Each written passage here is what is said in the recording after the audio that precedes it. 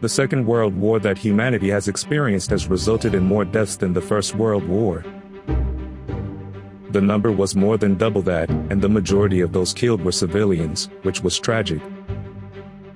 Both the Allied powers, who won the war, and the Axis powers, who lost, made great sacrifices.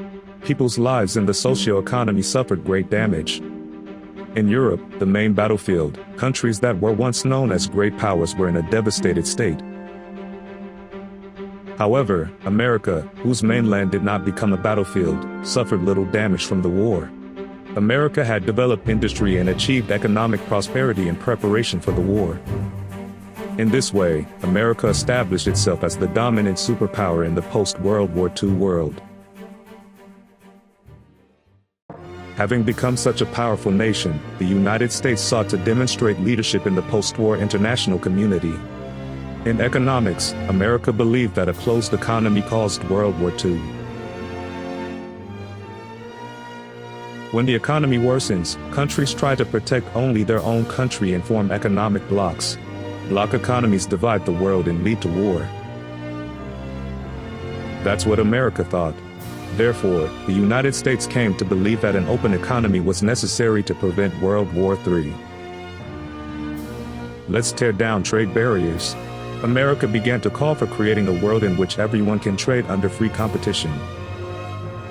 In terms of security, America has long believed that it was protected from foreign enemies by two great oceans, the Pacific and the Atlantic. However, the Japanese attack on Pearl Harbor made it clear that this idea was no longer valid. Therefore, the United States decided to build bases around the world and establish a system that would allow it to quickly deploy powerful military forces over a wide area. The United States hoped that this would help contain enemy actions before they could attack the American mainland. Not only the United States but also the Soviet Union had visions for the post-war international community. First, in the economic sphere, the Soviet Union wanted to obtain reparations from Germany. The Soviet Union was the country that suffered the most during World War II, suffering enormous losses in both life and property. Therefore, the Soviet Union tried to compensate for the damage it suffered during the war with reparations from Germany. Next, in terms of security, the Soviet Union aimed to create a sphere of influence around itself. The Soviet Union's main enemies during the war were Germany and Japan.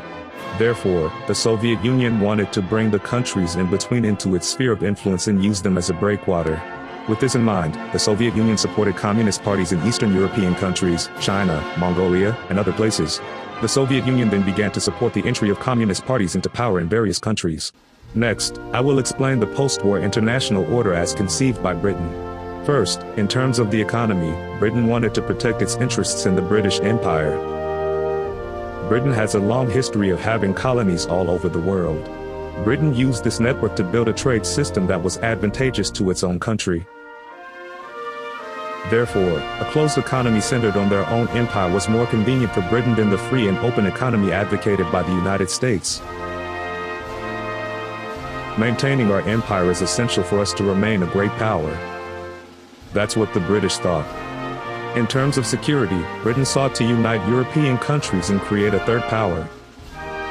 In other words, Britain tried to maintain its influence in the international community by creating a European unity that was neither on the side of the United States nor the Soviet Union. The victorious nations of World War II were the United States, the Soviet Union, and Great Britain. Each of them had their own agenda as they set about creating a post-war international order.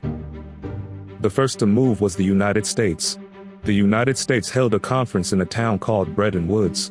44 countries will participate in the conference to discuss the post-war international monetary system. The United States then argued that economic blocs had divided the world and led to World War II.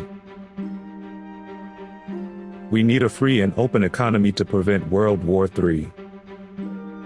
The United States called for removing trade barriers and creating a world in which everyone can trade freely. Britain opposed the American policy in order to protect its imperial interests. Keynes, a prominent economist who attended as a representative, argued that emphasis should be placed on pre-war trade performance. However, Britain, which was in serious financial difficulty due to the war, did not have much influence. In the end, they had to rely heavily on American aid to rebuild their finances after the war. So American opinions came to dominate the conference. As a result, the International Monetary Fund and the International Bank for Reconstruction and Development were established. The International Monetary Fund, commonly known as the IMF, is an international organization established to regulate monetary transactions and maintain currency stability in the international community. Learning from the Second World War, it was thought that economic instability could easily lead to war. If any country is economically stable, then domestic stability will also lead to peace. The IMF was born from that idea. Therefore, when a problem arises where international payments cannot be made between countries around the world, or if a problem occurs such as a sudden drop in the value of money, the IMF will lend a country temporary money to help it rebuild. The International Bank for Reconstruction and Development, commonly known as IBRD, was created to provide long-term loans to help rebuild war-torn countries. The first loans came from France. After that, reconstruction funds were loaned to countries such as the Netherlands and Denmark. Later, the International Bank for Reconstruction and Development came to play a role not only in post-war reconstruction but also in supporting the development of developing countries. The International Bank for Reconstruction and Development is now the central institution of the group known as the World Bank. This was the beginning of the Bretton Woods system, the post-war international economic system. The main features of this system are the gold dollar standard and the responsibility for adjustment for deficit countries. At that time, nearly 70% of the world's gold was concentrated in the United States. Therefore, it was not realistic for each country to return to the gold standard, which would have directly linked its currency to gold. So each country pegged the value of their currency to the US dollar and guaranteed its exchangeability. And the United States guaranteed the exchange of dollars for gold. This allowed each country's currency to be exchanged for gold via the dollar. In other words, the dollar has become the world's base currency.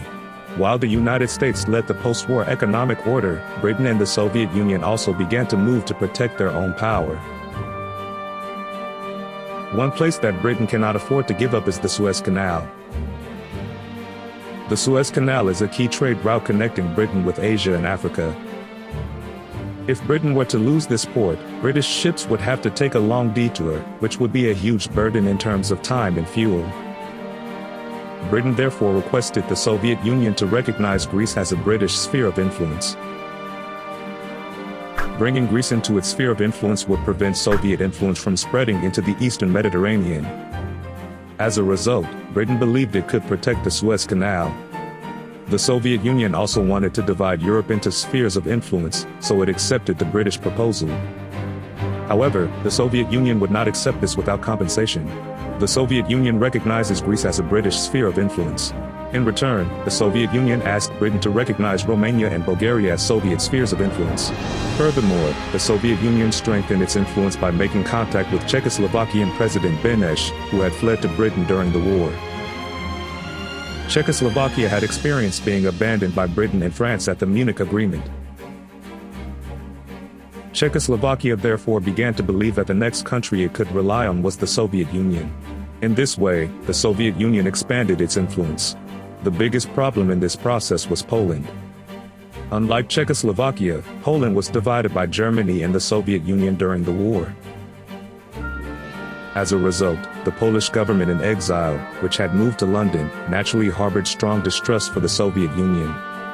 Britain, which supported Poland, and the Soviet Union, which invaded Poland, were in conflict over the Polish issue.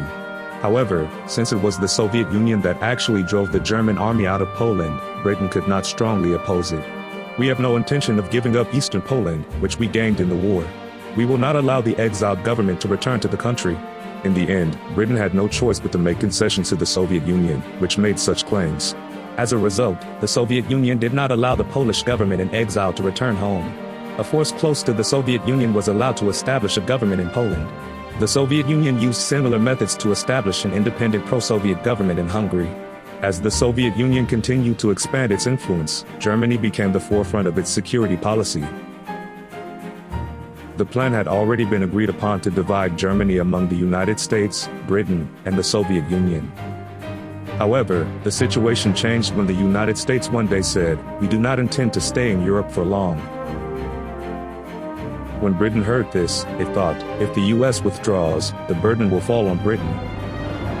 He became increasingly worried that Britain alone cannot stand up to the Soviet Union. Therefore, Britain strongly insisted that France should also participate in the occupation of Germany.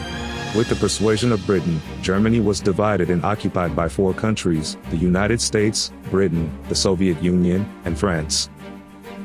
But the German occupation would not last forever. The 4 countries then began occupation rule with the understanding that they would eventually end the occupation and create a united Germany once again. In other words, Germany was not divided into 4 parts. The pretense was that it would be treated as a single nation. To this end, these 4 nations established an organization called the Allied Control Council. Here they decided to discuss the running of the whole of Germany. The council is located in Berlin, the capital of Germany, within the Soviet zone of occupation. Berlin was also placed under the joint control of the 4 countries. As a result of these events, France also became part of the German occupation. The post-war international order that France aimed for was to weaken Germany. France was occupied by Germany during World War II. France believed that in order to maintain its security, it must never allow a strong Germany to return to power. In this way, the victorious nations of World War II each had their own agendas as they advanced their post-war plans. But soon their differences of opinion begin to surface and they start to clash with each other.